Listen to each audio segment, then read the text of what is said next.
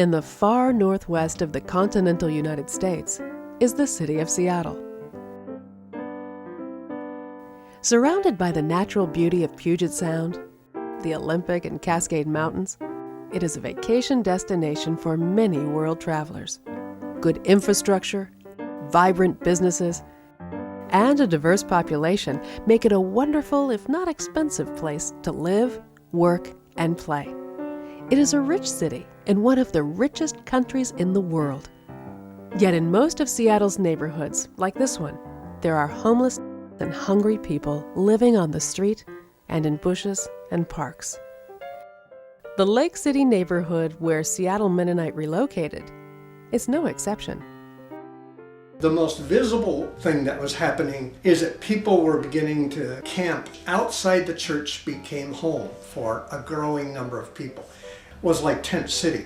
It was full of people camping, and it's outdoors. We didn't want to tell them to go away. Notice the apartment block just up above the parking lot here. The residents and tenants were up in arms because there was just so much going on here, and they were fighting and that kind of thing that made everybody on edge, and we had to have a big community meeting of these folks and just say, well, we're hoping that we can restore some of the harmony and work at stabilizing the homeless community, because there was just so much friction between tenants and the homeless community here. Being across the street from that as a business, there were lots of things going on that were objectionable as a business and as individuals. I felt that there needed to be something done to open up some discussions. So if you can kind of imagine, folks sleeping right out here, partying and drinking, that was part of it, hanging out in the back. I'll show you one of the spots that folks were sleeping, and so then causing some noise. So in the summertime, we had folks coming in this tucked away space here, and they'd set up their tent. Folks just go in all kinds of nooks and crannies, so you can kind of see, just to hide away and drink. This little space behind our church, you can imagine people standing there and gathering, and people were peeing in this spot, so it was really negative energy. It's equally important to us that we are a collaborative community. This is something we do in partnership with people of other churches and non-church background, businesses and neighbors, because the solutions to homelessness are community-based. One of the biggest reasons why when you're on the street and you're homeless, you don't go do things is you got to take all your belongings with you and you look homeless.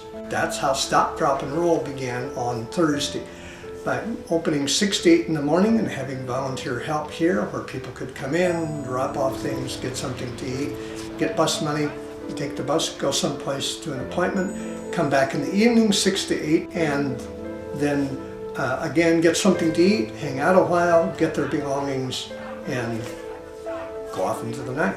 So that really began the ministry. We have early morning and late evening drop-in hours. When it drops below freezing, we offer emergency cold weather shelter, and that's another volunteer opportunity. In my mind, we are building a neighborhood here, and we're building a community. To be homeless is to experience trauma, and the trauma of homelessness is that it impacts every decision of every aspect of your life that you have to make every day. Where are you going to go to the bathroom? Where are you going to get your next meal? How are you going to get a shower? Where are you going to get transportation? Where are you going to sleep? Are you going to be able to sleep in a protected way? How much of your stuff are you going to carry with you? Where are you going to store your stuff if you don't want to carry it with you? That is a trauma structure. That is what people are constantly facing every day. People here tell us that homelessness is a 24-hour job because it is unrelenting in you being on. You are always on and always having to make decisions. And so when we have a drop-in center here, what we are trying to do is offer a different structure which is counterintuitive or in contrast to the trauma structure of being on the street. So they can come here and they can anticipate and predict the availability of certain basic needs, that they no longer have to have that as being a question. that they're trying to wrestle with out there. They can come here and have a question resolved. They can anticipate it, they can plan for it, they can start to look ahead. I don't know where I'd be right now if it wasn't for this. It's a big, big difference. Before they were here, there wasn't nothing. There was no services, no nothing. We can come here and do laundry, we can cook. It just makes it all around better. And we have a program, it's permanent supportive housing, and we've partnered with another agency called the Compass Center, and they are supporting our 3 folks that live in this house. It was this grace of God that this came upon our way. So. Well, what was it like before? Before, let me tell you, I wouldn't be able to sleep out here in the cold, you know. But you did. But I did.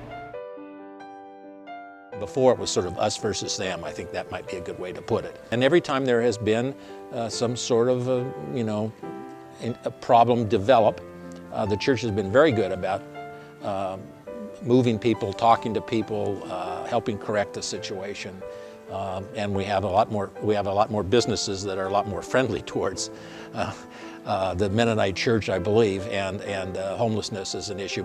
He found me in blackberry bushes one night, and I don't even remember it. That's how bad I was.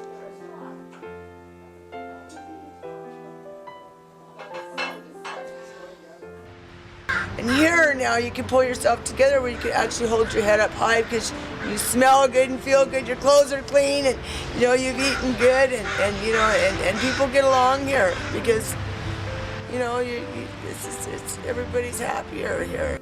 If you get up and you have a good meal and you've had a good night's sleep, you can do what you're supposed to do because it makes a difference. And sure it does. Even homeless or not, I don't care. When I wasn't homeless, it still made a difference. So. Hey, good to see you.